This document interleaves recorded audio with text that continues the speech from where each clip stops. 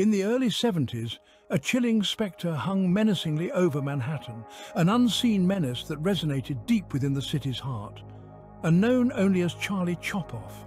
It was an era of flared jeans and disco ascension, yet beneath the pulsating city's glow, a sinister twilight took hold. An ominous entity, faceless and mysterious, stalked Manhattan's bustling arteries, leaving path of trepidation in its wake. The city found itself enthralled by an invisible dread, an anonymous serial murderer who targeted the city's most defenseless denizens. His victims, tragically, were young boys of color, black and Puerto Rican, who unfortunately found themselves in his path.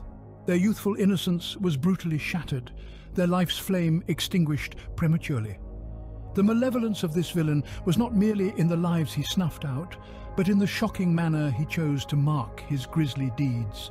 His trademark was as unsettling as it was savage: genital mutilation, an execrable act that reverberated through city's core. His horrific signature served as a grim memento of the fear he propagated. In the city that never slumbers, terror had carved its niche. Parents clung tighter to their offspring, their gaze piercing the shadows for the invisible dread. The once vibrant arteries of Manhattan now echoed with the ghastly whispers of Charlie Chop-Off. The city was enveloped in a state of heightened vigilance, its inhabitants shackled by the ever-present fear of the lurking monster. To this day, the mere utterance of Charlie Chop-Off sends icy shivers coursing through one's veins. His reign of terror may have ceased, but the haunting memories of his heinous deeds persist. In Manhattan's core, a silent predator sowed chaos and instilled terror. And while the monster may have retreated into the shadows, his chilling legacy endures, a dark blemish on the radiant face of Manhattan. In the heart of the terror appeared a persona, Erno Soto, a man ensnared within the boundaries of madness and remorse. Let's unravel the mystery that is Erno Soto, the key suspect in the horrifying Charlie Chop-Off. Soto was a man of intricate dimensions, an individual whose existence was a maze of psychological instability and ambiguity. His identity became conjoined with the case when he admitted to one of the horrific killings, his statements crafting a vivid, chilling depiction of the crime.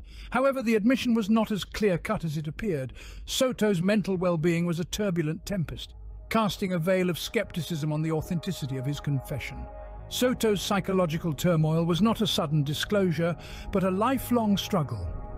He was a consistent visitor to Manhattan State Hospital, a facility for the mentally disturbed, illustrating a man grappling with his internal torment. His precarious mental condition was an intricate part in the investigation, a variable that blurred the discernment of the investigators. Regardless of his mental state, investigators couldn't ignore the remarkable coincidence: the killing ceased after Soto's incarceration. This uncanny calm following his apprehension was akin to a puzzle piece slotting in, a missing link that tied Soto to the atrocious crimes. However, his mental instability rendered him unfit for trial, leaving the case in a state of limbo. Soto's apprehension was a two-sided blade for the investigators. On one side, it halted the fear that had seized Manhattan.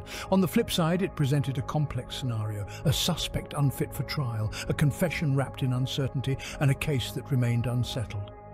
The killings halted with Soto's apprehension, an unsettling silence that raised the question: was he the true Charlie Chop-Off? It's a question that persists, a question that haunts the records of true crime history, a question that perhaps will never find closure. The quietude of the avenues didn't provide tranquility, but an unsettling ambiguity. Had the nightmare truly concluded? In the wake of Erno Soto's detention, an unusual calm descended over Manhattan. The killings that had once petrified the populace abruptly ended. However, a question remained: was the infamous Charlie Chop-Off behind bars? Or was the fiend still at large, prowling in obscurity? Detectives found themselves in a predicament. Although Soto admitted to one of the horrific deeds, concrete proof connecting him to the remaining offences was scant. The distinctive disfigurement, the common ethnicity of the victims, and the sequence of events, these incidental details suggested a link to Soto. Yet irrefutable evidence was absent. There was also the issue: Soto's mental fragility. Judged incompetent to face trial, his confession was subjected to intense scrutiny.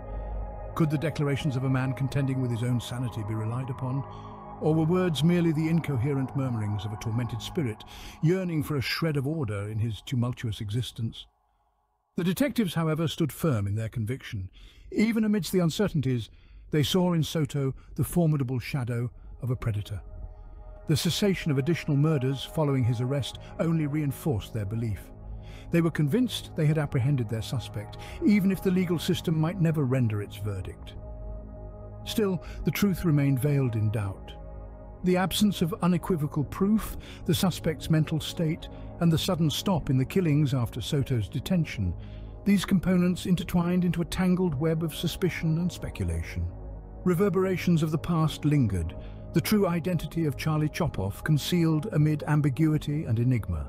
As the passage of time drew lines on the face of history, the terrifying incidents of yesteryears didn't merely fade into oblivion, but metamorphosed into an everlasting riddle. The saga of the unidentified serial murderer, infamously known as Charlie Chopoff, who mercilessly hunted children in the labyrinth of Manhattan during 1972 and 1973, lingers unsolved even today. Despite more than 50 years rolling by, the spine-chilling occurrences of those terror-stricken years still baffle detectives and captivate the attention of true crime aficionados. A veil of uncertainty and secrecy enshrouds the case, due to the use of fictitious names in print. Aliases were employed, personal identities were shrouded, and the reality was skillfully veiled. This stirred a whirlpool of confusion, sparking an of suppositions and hypotheses. Who, the mask, was the actual Charlie Chopoff? Could it have been Erno Soto, the main suspect who admitted to one of the killings but was never deemed fit to stand trial? Or could there be someone else, a more malignant entity hiding in the penumbra, eluding punitive with the flow of time?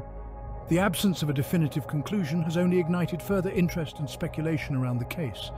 Digital platforms are buzzing with passionate discussions. The World Wide Web is swamped with self-proclaimed sleuths, each offering their unique interpretation of the likely sequence of events. Some point to the abrupt end of the killings following Soto's capture as a clear indication of his guilt. Yet others argue that the proof against him is purely coincidental, fervently asserting that the actual perpetrator is at large. Theories proliferate, but the irrefutable truth remains tantalizingly out of grasp. The case file, although languishing in some forsaken corner of the Manhattan Police Department, is far from being considered closed by those who still remember. It's a conundrum with incomplete pieces, a narrative with an open-ended conclusion, a heinous act echoing cries for justice. Thus, the narrative of Charlie Chopoff persists, an unresolved enigma that continues to echo eerily in the corridors of true crime. Charlie Chopoff's story, a stark illustration of the malevolence that can dwell in the recesses of our existence. This mysterious narrative is not merely consigned to the forgotten records of the New York Police Department, but it has been carved into the communal consciousness and the souls of true crime connoisseurs. Following the gruesome happenings, the neighborhood was enveloped in an overpowering cloud of dread and uncertainty. The roads that were once filled with children's joyous laughter transformed into uncanny hallways of silence. Parents clung to their offspring a little closer, with the purity of childhood seemingly swept away in a heartbeat. It was a period when faith was shattered, and every unfamiliar face became a conceivable fiend hiding in the obscurity. Conversely, the case of Charlie Chopoff has kindled an unwavering curiosity among true crime aficionados. The baffling character of the offences, the unresolved identity of the perpetrator, and the spine-chilling nickname collectively weave a narrative that is as captivating as it is terrifying. Online platforms brimming with conjectures and hypotheses, each attempting to assemble the enigma that is Charlie Chopoff. However, the most significant effect has been the consciousness and conversation it has stimulated surrounding mental health. The prime suspect, Erno Soto, was judged unfit for court proceedings due to mental. This has ignited debates about the nexus of mental health and criminality and the requirement for more compassionate and effective systems to manage such incidents. Thus, the narrative persists, from the quiet murmurs in the niches of Manhattan to cyber discussions in the boundless space of the internet. Each recounting serves as a testament to the enduring influence of this unresolved enigma. Charlie Chopoff's saga, a bone-chilling narrative of the unknown, continues to reverberate, a faint remnant of a bygone terror. This narrative, immersed in dread, conjecture and fascination, stands as a harsh reminder of humanity's potential for wickedness and the tireless quest for truth that trails in its aftermath.